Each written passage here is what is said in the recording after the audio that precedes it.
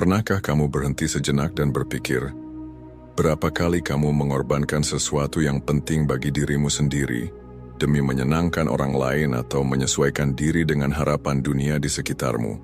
Kita hidup dalam rutinitas yang serba cepat, dipenuhi berbagai tuntutan, mulai dari tanggung jawab pekerjaan hingga tekanan sosial. Dalam ritme yang sibuk ini, seringkali kita mengabaikan kebutuhan kita sendiri, termasuk tanda-tanda kelelahan, stres, atau ketidakpuasan.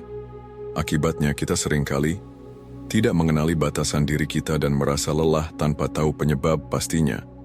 Mungkin kita menyalahkan diri sendiri, tetapi masalahnya bukan terletak pada kurangnya usaha, melainkan kurangnya arah dan kesadaran akan apa yang benar-benar kita butuhkan. Video ini bertujuan membimbingmu menuju jalur pengetahuan diri dan penguatan pribadi. Kita akan membahas 7 rahasia yang secara praktis akan membantumu memperkaya esensi dirimu dan mengenali kebutuhan sejati sebelum memenuhi ekspektasi orang lain. Sebelum kita mulai, jangan lupa untuk memberi like dan subscribe ke channel ini. Itu sangat membantu kami dan tidak memakan biaya apapun. Mari kita mulai. Perkuat hubungan yang menghargaimu. Kita semua adalah makhluk sosial yang senang berbagi pengalaman, impian dan pencapaian dengan orang-orang di sekitar kita. Namun tidak semua hubungan memberikan dukungan atau timbal balik yang sama. Beberapa hubungan bahkan bisa menguras energi dan memicu emosi negatif, terutama ketika tidak ada keseimbangan antara memberi dan menerima. Memperkuat hubungan yang menghargaimu berarti memprioritaskan koneksi di mana rasa hormat, empati, dan dukungan saling menguatkan. Ini termasuk mengenali tanda-tanda hubungan yang penuh tekanan dan secara bijaksana mencari kedekatan dengan orang-orang yang membawa dampak positif dalam hidupmu. Cobalah untuk menganalisis secara jujur. Dengan siapa kamu merasa bisa menjadi dirimu yang sesungguhnya? Dalam obrolan atau interaksi dengan siapa kamu merasa diterima, dipahami, dan dimotivasi? Sebaliknya, siapa yang justru memicu rasa bersalah, cemas, atau tidak aman? Dengan menyadari hal ini, kamu dapat mulai menyusun ulang hubunganmu agar tidak merusak kesejahteraanmu. Memperkuat hubungan yang menghargaimu juga membutuhkan keberanian untuk memberikan umpan balik yang jujur serta kesediaan menerima kritik yang membangun dari mereka yang benar-benar peduli. Komunikasi yang jelas, bebas dari prasangka, dan berfokus pada pemahaman bersama adalah sekutu yang hebat. Ketika kamu menguasai keterampilan ini, harga dirimu meningkat, dan kamu mulai merasa layak mendapatkan perhatian, rasa hormat, dan kebaikan. Seiring waktu, hubungan dekatmu berubah menjadi sumber energi positif yang mempercepat pertumbuhan pribadimu dan memperkuat keyakinan bahwa kamu pantas untuk dihargai. Kenali kebutuhanmu sendiri. Langkah awal untuk memprioritaskan diri adalah memahami kebutuhanmu yang sebenarnya. Jika ditanya, apa yang benar-benar kamu inginkan dari hidup? Seringkali jawabannya samar atau penuh keraguan. Hal ini terjadi karena mengenali kebutuhan diri memerlukan pengetahuan mendalam, pengamatan internal, dan keberanian untuk mengakui apa yang benar-benar membuatmu merasa terpenuhi. Ketika kita menjalani hidup seperti autopilot, hanya memenuhi tuntutan luar, kita kehilangan kontak dengan keinginan sejati kita. Inilah mengapa penting untuk meluangkan waktu untuk introspeksi, baik melalui meditasi, menulis jurnal reflektif, atau berdialog dengan diri sendiri. Hal ini membantu memisahkan apa yang menjadi prioritas dari apa yang hanya dipaksakan oleh lingkungan. Selain pikiran, tubuhmu juga memberikan petunjuk. Gejala fisik seperti sakit kepala, kelelahan, atau gelisah seringkali mencerminkan ketegangan emosional yang terabaikan. Ketika kamu mulai memperhatikan sinyal ini, kamu bisa lebih memahami apa yang membutuhkan perhatian segera, entah itu istirahat, percakapan yang jujur, atau perubahan mendasar dalam rutinitas. Langkah berikutnya adalah menetapkan prioritas yang jelas. Buat daftar yang mencakup aspek seperti kesehatan, hubungan, keuangan, proyek pribadi, dan impian jangka panjang. Untuk setiap aspek, jelaskan apa yang menurutmu ideal dan apa yang kurang untuk mencapainya. Dengan menuangkan semuanya ke dalam tulisan, akan lebih mudah untuk melihat di mana kamu perlu mengambil langkah nyata. Ingatlah, mengenali kebutuhan diri tidak berarti mengabaikan orang lain, tetapi menciptakan kondisi yang lebih sehat agar kamu bisa memberikan yang terbaik kepada mereka. Kelola waktu dan energi. Waktu dan energi adalah dua sumber daya yang sama-sama berharga, tetapi seringkali habis lebih cepat dari yang kita sadari. Bedanya, waktu berjalan secara linear, sedangkan energi kita dapat naik turun tergantung pada faktor fisik dan emosional. Untuk mengelola keduanya dengan baik, langkah pertama adalah memiliki kejelasan tentang prioritas yang telah kamu tentukan saat mengenali kebutuhanmu. Mengetahui apa yang benar-benar penting memudahkanmu untuk memilih aktivitas mana yang layak mendapat perhatian, dan menolak hal-hal yang tidak sesuai dengan tujuanmu. Salah satu cara praktis untuk mengatur keseharian adalah dengan menggunakan alat perencanaan, seperti kalender, aplikasi daftar tugas, atau metode seperti bullet journal. Alat-alat ini membantu memvisualisasikan tuntutan, menetapkan tenggat waktu, dan mendistribusikan tugas secara rasional. Namun, penting untuk diingat bahwa tubuh dan pikiranmu juga membutuhkan istirahat. Jika kamu terlalu membebani diri, kamu bisa terjebak dalam siklus stres dan kecemasan yang, dalam jangka panjang, dapat merusak produktivitas dan kualitas hidupmu. Pengelolaan energi melibatkan pemahaman tentang ritmemu sendiri. Beberapa orang bekerja lebih baik di pagi hari, sementara yang lain lebih kreatif di malam hari. Dengan mengidentifikasi puncak energimu, kamu dapat menjadwalkan tugas-tugas yang lebih kompleks pada waktu tersebut. Jangan lupa juga untuk menyisipkan jeda strategis, seperti berjalan kaki selama 10 menit, yang dapat secara signifikan mengubah kondisi fisik dan mentalmu. Mengelola waktu dan energi bukan sekadar keterampilan organisasi. Ini adalah bentuk perawatan diri. Dengan memberikan perhatian pada keduanya, kamu bisa menciptakan keseimbangan yang lebih baik antara produktivitas dan kesejahteraan. Kembangkan kemampuan alami. Setiap orang memiliki bakat dan kemampuan unik yang layak untuk dikembangkan. Sayangnya, potensi ini seringkali terabaikan karena tuntutan eksternal atau rasa tidak percaya diri untuk mencoba sesuatu yang baru. Namun, ketika kamu mulai fokus pada apa yang secara alami kamu kuasai, kamu akan merasa lebih percaya diri dan terpenuhi.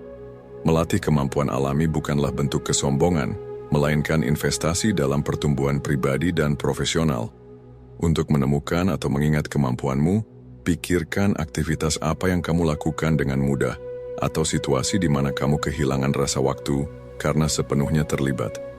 Kamu juga bisa meminta masukan dari teman dekat atau kolega yang dapat memberikan sudut pandang berharga dari luar. Setelah itu, cari cara untuk meningkatkan kemampuan tersebut, seperti mengikuti kursus, membaca buku spesialis, menonton tutorial online, atau melakukan latihan terarah. Semakin dalam kamu mendalami apa yang kamu sukai, semakin besar peluangmu untuk mendapatkan hasil yang memuaskan. Mengembangkan bakatmu tidak hanya memberi rasa tujuan dalam hidup, tetapi juga meningkatkan kontribusimu kepada dunia.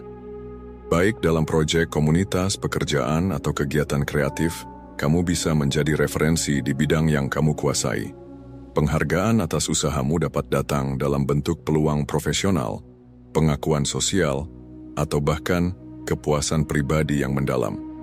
Langkah-langkah kecil dalam meningkatkan kemampuanmu ini akan memperkuat keyakinan bahwa berinvestasi pada dirimu sendiri adalah tindakan mulia. Dengan membagikan kemampuanmu kepada dunia, kamu menciptakan dampak positif yang melampaui dirimu. Rayakan pencapaianmu. Dalam dunia yang selalu menyoroti hal-hal yang belum tercapai, mudah sekali melupakan seberapa jauh perjalananmu dan kemajuan yang telah kamu buat.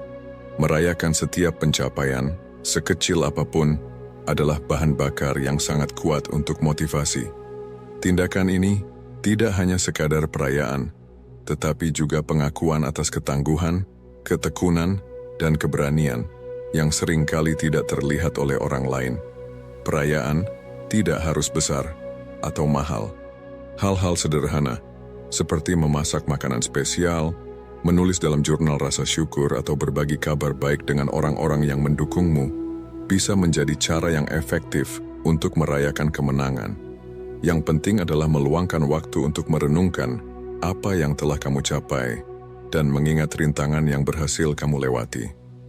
Dengan menyadari berapa banyak tantangan yang telah kamu taklukkan, rasa percaya diri untuk menghadapi proyek atau impian yang lebih besar pun akan tumbuh. Dinamika ini menciptakan siklus positif. Semakin kamu menghargai kemajuanmu, semakin yakin kamu melangkah ke depan. Rayakan pencapaian juga berarti mengurangi kebiasaan mengkritik diri sendiri secara berlebihan. Daripada hanya fokus pada kesalahan atau kekurangan, belajarlah untuk menghargai proses dan pelajaran yang kamu dapatkan di sepanjang perjalanan. Ini bukan berarti puas dengan apa yang ada, tetapi menemukan keseimbangan antara mengejar perbaikan dan menikmati setiap tahap yang telah selesai. Dengan menyoroti kemenangan-kemenangan kecil, kamu tetap sadar akan pertumbuhanmu dan menjaga semangat untuk mencapai tujuan berikutnya. Hidup di saat ini. Dalam keseharian kita, seringkali kita dikelilingi oleh berbagai distraksi, mulai dari notifikasi ponsel hingga kekhawatiran tentang masa depan. Kebiasaan untuk terus memikirkan apa yang akan datang atau menyesali apa yang telah berlalu dapat membuat kita kehilangan keindahan dari momen saat ini. Hidup di saat ini adalah latihan untuk menghadirkan dirimu secara penuh dalam setiap pengalaman, baik itu tugas sederhana, percakapan dengan orang tercinta, maupun aktivitas santai yang mengisi ulang energimu. Salah satu cara untuk memperkuat kehadiran ini adalah dengan mempraktikkan mindfulness. Mindfulness mengajakmu untuk memperhatikan apa yang kamu rasakan, pikirkan, dan alami tanpa penghakiman. Misalnya saat makan, cobalah menikmati setiap gigitan, rasakan teksturnya, dan nikmati aromanya. Saat berbicara dengan seseorang, fokuskan perhatianmu pada apa yang mereka katakan, tanpa memikirkan respons yang akan kamu berikan. Penyesuaian kecil ini dapat membantu kamu membangun koneksi yang lebih dalam dengan pengalaman sehari-hari, menjadikannya lebih bermakna. Dengan hidup di saat ini, kamu juga mengurangi ruang untuk kekhawatiran yang belum terjadi atau penyesalan yang tidak dapat diubah. Ini bukan berarti mengabaikan perencanaan masa depan atau refleksi atas masa lalu, tetapi mengurangi tekanan emosional yang muncul akibat terjebak di dalamnya.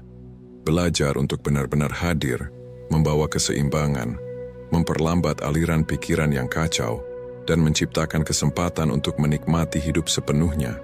Dari rutinitas yang tampak sederhana hingga momen-momen spesial yang membentuk memori emosional kita. Tetapkan batasan yang sehat. Menetapkan batasan yang sehat bukan berarti membangun tembok yang tidak dapat ditembus, tetapi menciptakan kerangka perlindungan yang memastikan kamu tetap dihormati, sambil tetap menghormati pilihan orang lain. Batasan membantu kamu menyampaikan kepada orang lain sejauh mana mereka bisa melangkah dan apa yang tidak bisa diterima. Ketika kamu tidak menetapkan batasan, kamu berisiko mengatakan ya untuk segala hal, mengambil beban yang bukan tanggung jawabmu, dan menumpuk rasa frustrasi yang bisa meledak dalam momen-momen tegang. Untuk menetapkan batasan, langkah pertama adalah memahami kebutuhan dan nilai-nilai pribadimu. Misalnya, jika kamu tahu bahwa kamu membutuhkan waktu untuk belajar atau beristirahat, penting untuk tegas menolak undangan yang dapat mengganggu rencanamu. Hal yang sama berlaku dalam hubungan interpersonal. Jelaskan bagaimana kamu ingin diperlakukan dan perilaku apa yang tidak dapat kamu toleransi. Meskipun pada awalnya mungkin menimbulkan kebingungan atau resistensi dari beberapa orang, memegang teguh batasan ini akan memperkuat harga dirimu dan mencegah kelelahan emosional. Komunikasi yang baik juga menjadi kunci. Ketika kamu menyampaikan batasanmu dengan jelas dan hormat, orang lain akan lebih mudah memahami kebutuhanmu. Namun, jika ada seseorang yang terus-menerus melanggar batasan tersebut, ini adalah kesempatan untuk mengevaluasi kualitas hubungan tersebut. Dan, jika perlu, melakukan penyesuaian. Ingatlah, batasan yang sehat adalah seperti kompas yang memandu kesejahteraanmu. Dengan menetapkannya, kamu memberi dirimu ruang untuk tumbuh, berkreasi, dan membangun hubungan yang lebih bermakna dengan cara yang saling mendukung. Setiap langkah yang telah kita bahas adalah undangan untuk mengenali keunikan dirimu dan membangun kesejahteraan yang berkelanjutan. Dengan memprioritaskan dirimu, kamu bukan hanya memenuhi kebutuhan pribadi, tetapi juga menjadi versi terbaik dirimu untuk orang-orang di sekitarmu. Ingat, memprioritaskan diri sendiri bukanlah sebuah kemewahan, melainkan kebutuhan yang membuat kita lebih manusiawi dan mampu menjalani hidup dengan penuh makna. Bagi Anda yang telah mengikuti hingga saat ini, silahkan komentar filosofi hidup stoik, agar saya tahu Anda telah menonton video ini hingga akhir, dan saya juga akan meninggalkan beberapa konten yang mungkin Anda sukai. Sampai jumpa.